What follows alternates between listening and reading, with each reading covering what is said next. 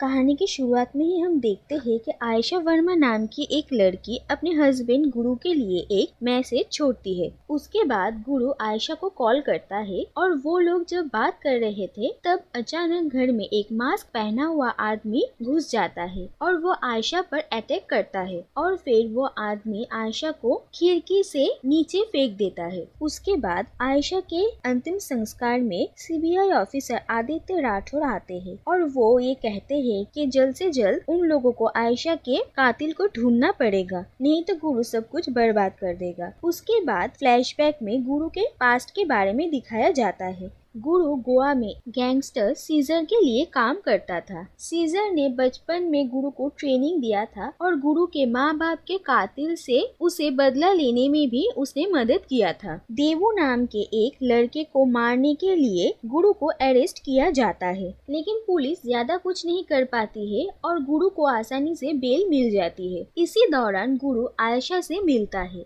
आयशा एक ऑप्टिमिस्टिक लड़की है जो कि बहुत जल्द अपनी बीमारी के वजह से मरने वाली थी, लेकिन मरने से पहले वो अपने कुछ विश को पूरा करना चाहती थी और आयशा के बीमारी के बारे में जानकर गुरु भी उसके इन सारी विश को पूरा करने में उसकी हेल्प करना चाहता है और इसी दौरान गुरु और आयशा एक दूसरे से प्यार करने लगते हैं। दूसरी तरफ देवू नाम के जिस लड़के को गुरु ने मारा था, उस लड़के की माँ गुरु के खिलाफ गवाही देने से मना कर देती है, जिसकी वजह से गुरु इस केस से बाहर निकल जाता है। लेकिन देवू की माँ गुरु को ये बद्दुआ देती है कि वो भी अपने आंखों के सामने किसी अपने को मरता हुआ देखेगा और यही उसके किए की सजा होगी। उसके बाद गुरु आयशा से शादी कर लेता है और उसकी ट्रीटमेंट के लिए उसे मुंबई लेकर जाता है और ट्रीटमेंट के बाद आयशा धीरे धीरे ठीक होने लगती है और गुरु भी गुंडागर्दी छोड़कर अब सही रास्ते पर चलने का फैसला लेता है। उसके बाद आयशा और गुरु खुशी खुशी रहने लगते हैं और एक दिन आयशा की डॉक्टर फोन कर कहती है कि वो प्रेग्नेंट है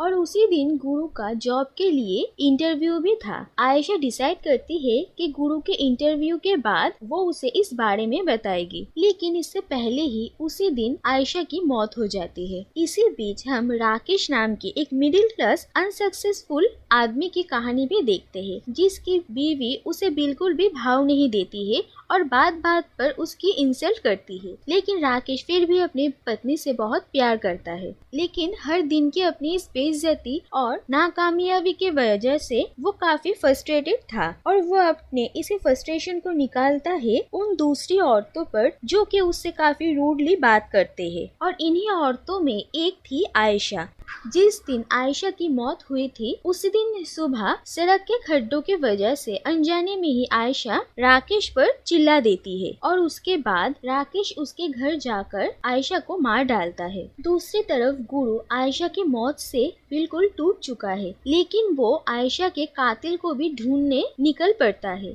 लेकिन इसी दौरान एक दिन गुरु राकेश के बेटे से एक चर्च में मिलता है और वो उसके हाथ में एक पेपर पिन व्हील देखता है। ऐसे पिन व्हील्स आयशा भी बनाया करती थी और जब गुरु उस बच्चे से पूछता है कि उसे ये किसने दिया, अपने पापा का नाम लेता है और उसके बाद गुरु उसे उसके घर तक फॉलो करता है और उसे पता चलता है कि राकेश ने ही आयशा का खून किया है और उसके बाद गुरु राकेश को उसी के बॉस को मारते हुए पकड़ लेता है और फिर वो राकेश को बुरी तरीके से मारता है, लेकिन फिर उसे पैसों के साथ एक बहुत बड़े हॉस्पिटल के सामने भी छोड़कर आता है, क्योंकि गुरु राकेश को एक बार में ही जान से नहीं मारना चाहता है। वो धीरे धीरे करके राकेश को सजा देना चाहता है और उसी हॉस्पिटल में गुरु आयशा के डॉक्टर से मिलता है और उन्हीं से उसे पता चलता है कि आयशा प्रेग्नेंट थी। इस बात से गुरु को और भी ज्यादा दुख पहुंचता है और राकेश के ऊपर उसका गुस्सा भी बढ़ जाता है। इसी दौरान हॉस्पिटल में एक नर्स राकेश की पत्नी सुलोचना के साथ थोड़ा रूडली बात करती है, जिसकी वजह से राकेश उस पर गुस्सा हो जाता है और मौका देखकर उस नर्स पर हमला कर देता है। लेकिन अहम वक्त पर गुरु वहाँ पर आ जाता है और उस नर्स को बचा लेता है और राकेश को फिर से बहुत मारता है। दूसरी तरफ पुलिस को भी ये पता चल जाता है कि राकेश ही इन सारी औरतों का मर्डर कर रहा है और उसके बाद पुलिस सुलोचना को सवाल जवाब करने लगती है। उसके बाद धीरे धीरे राकेश को भी समझ में आता है